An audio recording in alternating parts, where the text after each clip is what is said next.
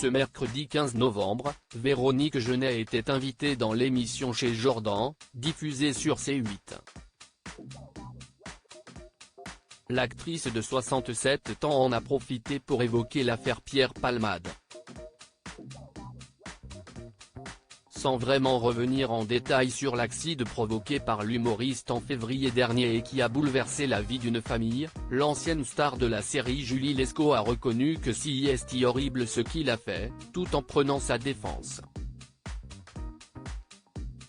Je pense qu'il n'était pas très conscient de tout ça, a-t-elle lancé en évoquant à demi-mot le fait qu'il était sous l'emprise de stupéfiants au moment des faits. Véronique Genet a toutefois évoqué la solitude dans laquelle Pierre Palmade semble se trouver depuis le drame.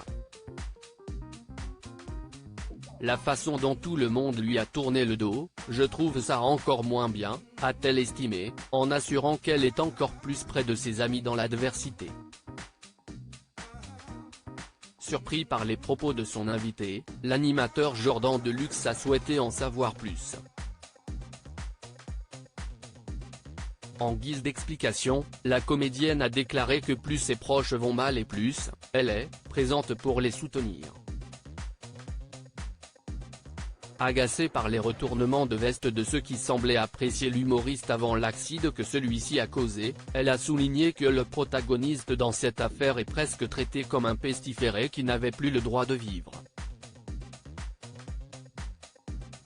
Alors, tuez-le tout de suite, a-t-elle lâché, interloquée de voir comment est considéré Pierre Palmade depuis 9 mois.